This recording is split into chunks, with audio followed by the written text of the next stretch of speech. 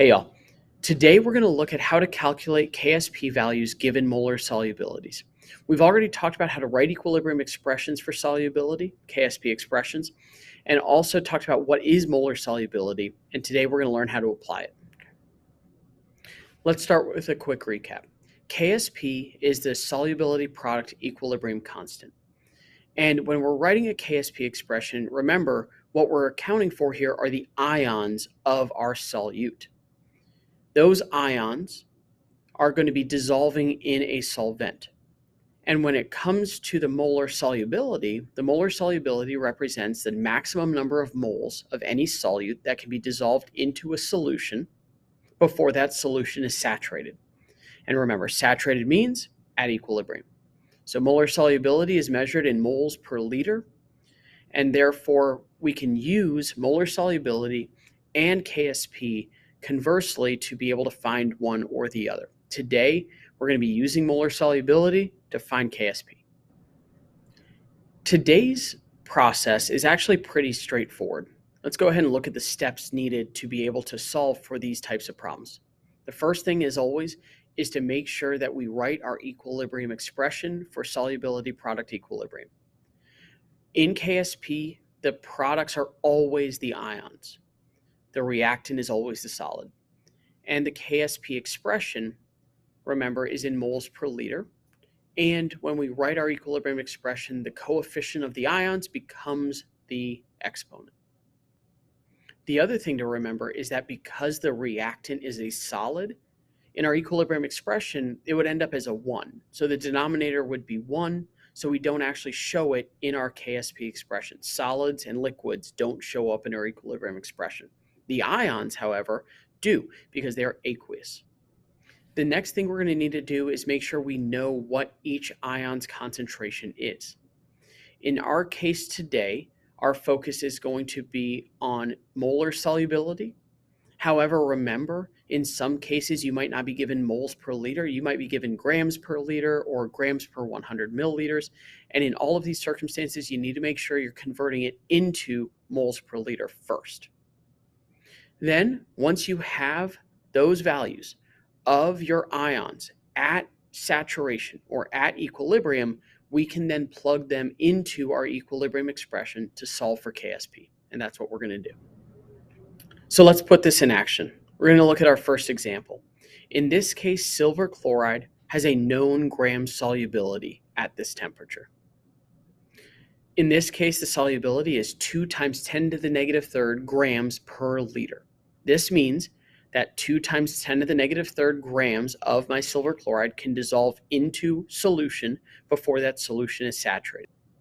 I need to use this to find my equilibrium constant, my Ksp. So again, start by writing an equilibrium expression for this problem.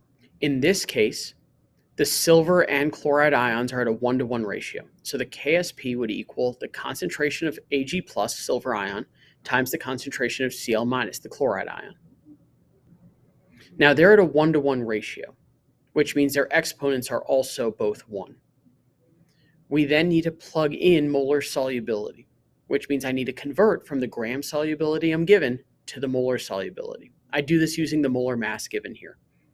Simple stoichiometry, some dimensional analysis to convert from grams to moles, and I end up finding out that our molar solubility of silver chloride is 1.3 times 10 to the negative fifth moles per liter. That means I can dissolve 1.3 times 10 to the negative fifth moles of silver chloride into this solution until it's saturated.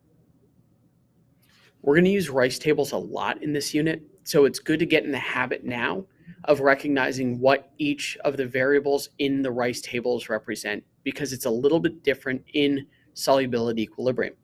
For instance, for the solid, I've put some and less because of the fact that we have constant concentration. So the concentration is not changing, but it does remind me that some of that solid has dissociated into those ions. What this means for our equilibrium expression is that the concentration of both the silver ion and the concentration of the chloride ion in this case are equal to S. I found S in the last part of the problem. So what I'm going to do is I'm going to plug the molar solubility that I found into my equilibrium expression for S and solve for Ksp. This effectively gives me S squared is equal to Ksp. So I take my S, I square it, and I end up with a Ksp of 1.7 times 10 to the negative 10th.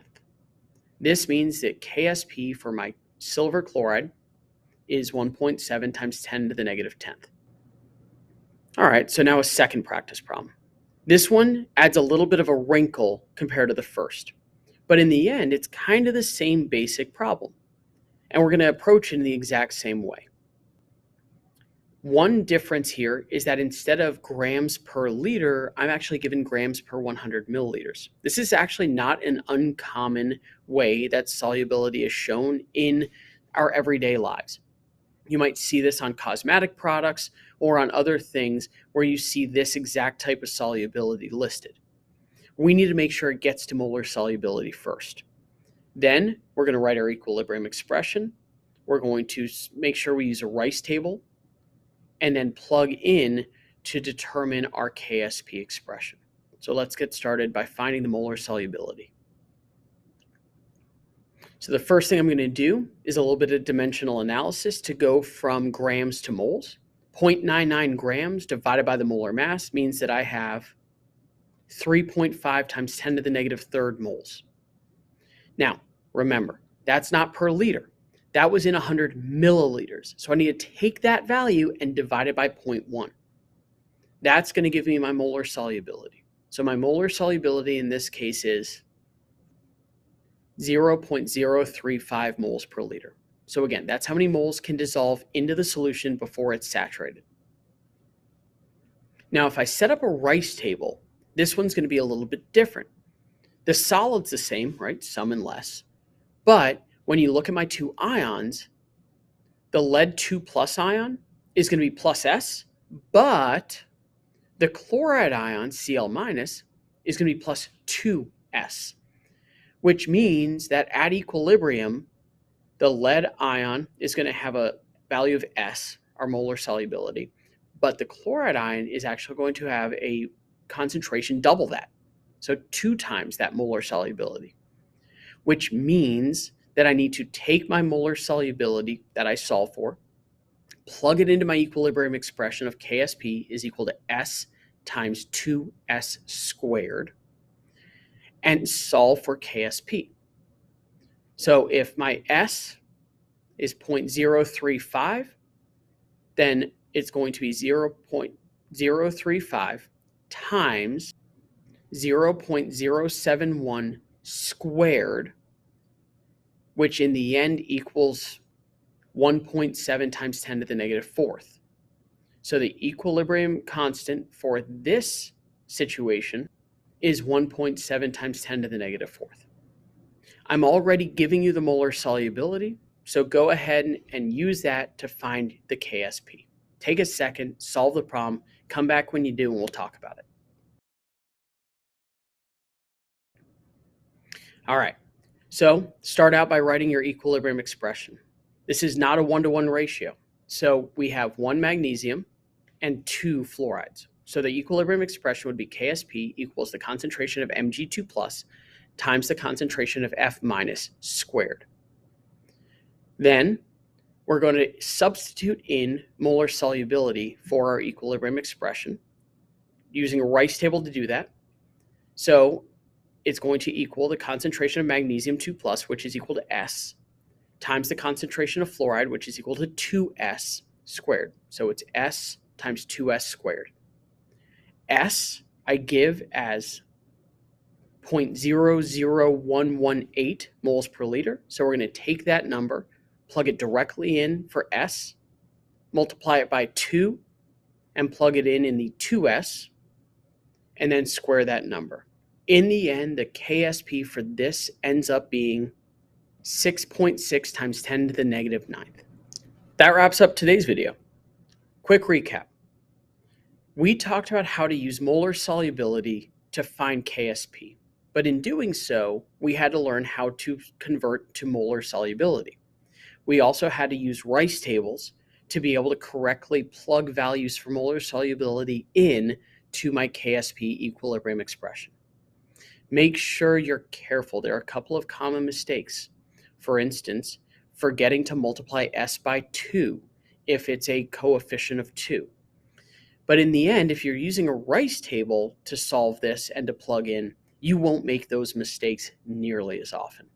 Also, keep in mind that anytime the coefficient is 2, we multiply by 2, but then we also have to square that value later. Today's video was written, directed, produced, and edited by Nicole Liu. Thank you all for watching it. Hope you enjoyed it, and I'll see you in the next one.